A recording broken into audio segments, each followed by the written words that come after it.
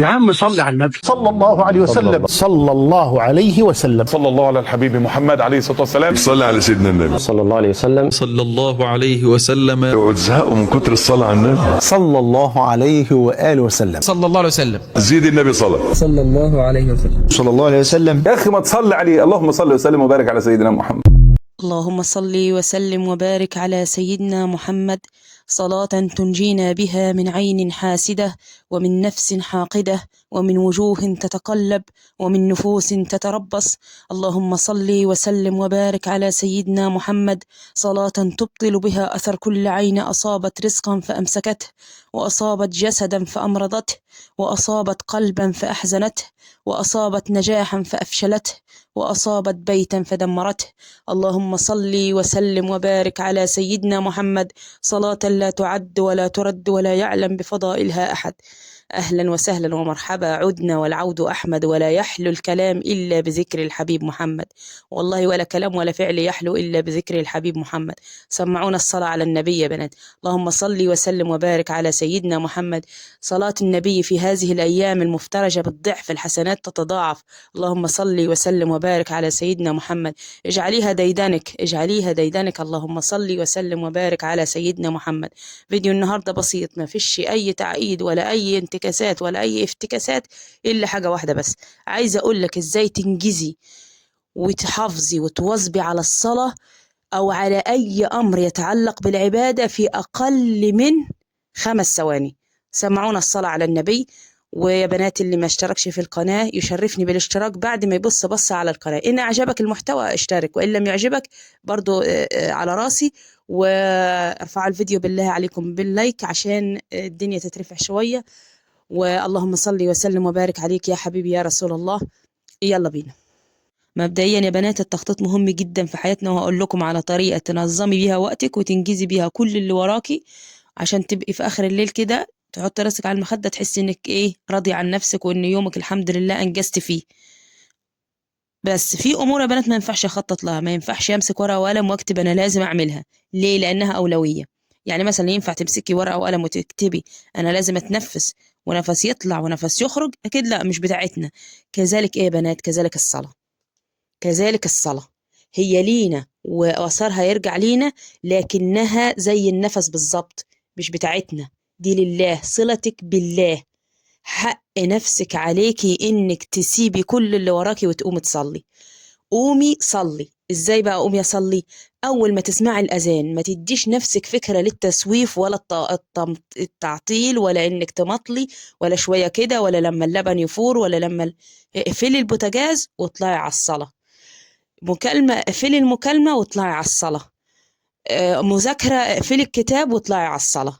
والله العظيم يا بنات، أول اعتدال حياتك وانضباط حياتك ظبطك للصلاة. اظبطي الصلاة في حياتك هتتظبط باقي حياتك.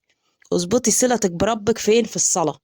وقفي، مش ركوع وسجود ركوع وسجود، وقفي انت واقفة أمام الله، أمام الملك. ولله المثل الأعلى. لو رايحة تقابلي حد مهم، شوف البرستيج اللي بنبقى عاملينه، وحتى كلامنا بنبقى منقيينه قبل ما ندخل وكده، فما بالكم برب العالمين. 5 مرات تقابلي فيها ملك الملوك.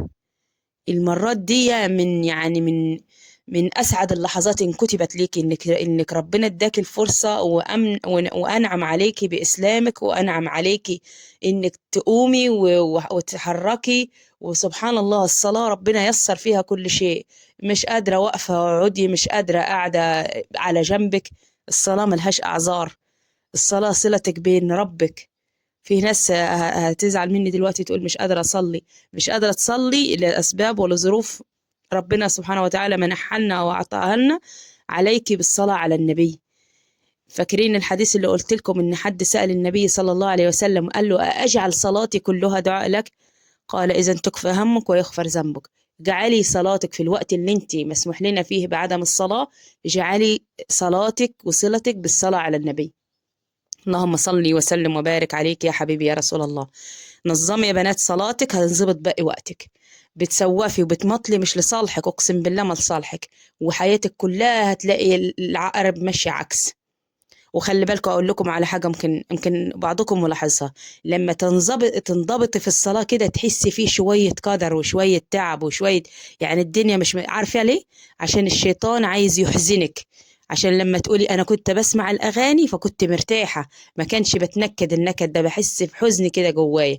لكن اول ما تحسين الوضوء وتغسلي ايديكي كده، تغسليها وتنضفيها من اي لمسه، من اي حاجه حرام مسكتيها، من اي، وتغسلي وشك وتغسلي عينيكي وتغسلي واركان الوضوء الصحيحه، اولها النيه، وبعد كده تدخلي بقى بالراحه كده، ومش متعلمه تعلمي يا بابا، تعلمي اي حاجه مش متعلماها في الصلاه، ما حدش كبير عن العلم، ابدأي وتعلمي وشوفي فيديوهات ازاي اصلي، وفيه ناس عامله ربنا يجزاها خير عامله ازاي تصلي. يعني مثلا انت حاسه ان في صلاتك مش مظبوطه، ابحثي، ادخلي زي ما انت دلوقتي ربنا اداكي نعمه التليفون في ايدك واديك بتسمعيني، اكتبي كده او كلمي كده وقولي عايزه اعرف طريقه الوضوء الصحيح وطريقه الصلاه الصحيحه، هتجيلك بالظبط. ما تضيعيش بقى الفرصه، اول ما تعلمتي اجعلي الصلاه ديدنك، ظبطتي صلاتك هتنظبط حياتك وحياه ربنا. يعني اي انعكاسات واي التواءات في حياتك، ظبطي صلاتك هتروح زايله على طول. واسجدي بقى وارمي حمولك على الله. شهر رمضان يا بنات مش معناها ان احنا نستعد بالاكل والشرب، جهزي لستة كده بطلبات انت عايزاها، عايزه ربنا يفرج همك، عايزه ربنا يوسع رزقك، عايزه ربنا يرزقك الجنه، عايزه ربنا يغفر لك ما مضى، عايزه ربنا يبارك لك في اولادك، جهزي لستة كده. وشهر رمضان مش هيخلص باذن الله الا وربنا جبر خاطرنا جميعا. تمام. فاول شيء يا بنات نحافظ عليه عشان يومنا كله ينجز ونحس بالانجاز، الصلاه. بالله عليكم الصلاه، وانا اوصيكم، انا الاول نفسي، اوصي نفسي الاول وانتم، بس انا بقول لكم حبا فيكم وحبا في نفسي. الصلاه يا بنات، اللي عندها هم قومي صلي، والله العظيم قومي صلي. اللي مش قادرة تصلي صلي على النبي صلى الله عليه وسلم، اللهم صل وسلم وبارك عليك يا حبيبي يا رسول الله. طب ايه الطريقة بقى اللي ننجز بيها؟ أول حاجة اصحي بدري يا بنات، اصحي قبل الكل، عودي نفسك، اظبطي منبهك واصحي بدري، احمدي ربنا أول ما تصحي من النوم، احمدي ربنا. كل مهمة يا بنات ربع ساعة، ربع ساعة بس، ما تكتريش على نفسك. قولي لأ للحاجات اللي بتشتتك، زي التليفون، زي مكالمة، زي سهراية مع جارة، كل ده قولي له لأ. وخططي ليومك من بالليل وشوفي أولوياتك انت هتعملي ايه، والتزمي بالصلاة، هتلاقي الدنيا ماشية معاكي. وارضي الحاجة اللي عملتيها، اشكري نفسك وقولي أنا أنجزت، يعني حافظتي على صلواتك الخمسة في وقتها، قولي بسم الله ما شاء الله عليا، ايه ده أنا أبدعت. يعني ما تقلليش من نجاحك. تمام. واقفلي بقك، يعني ايه اقفلي بقك؟ يعني ما تقوليش لحد، خاصة على الطاعة. بتصلي ما تقوليش لحد، بتصومي ما تقوليش لحد، بتستغفري وعندك ورد استغفار ما تقوليش لحد. تقولي امتى؟ لو عارفة ان اللي قدامك دي هتقتدي بيكي، لو عارفة ان اللي قدامك دي هتقتدي بيكي. فاللهم صل وسلم وبارك على سيدنا محمد. ادعوا لنا يا بنات بالله عليكم، ادعوا لنا امهاتي اللي معايا في القناة، بالله عليكم ادعوا لي، ادعوا لي ربنا يا رب يفرج كربنا ويزيح همنا ويوسع رزقنا ويجبر بخواطرنا ويجعلنا عنده حسن ظنه يا رب. وربنا يا رب يتقبل منا الأعمال ويخلص النية ويصلح الذرية ويبارك لنا فيما أعطى. اللهم بارك لنا فيما أعطى، اللهم لك الحمد حمدا يليق بجلالك وجمالك وكرمك.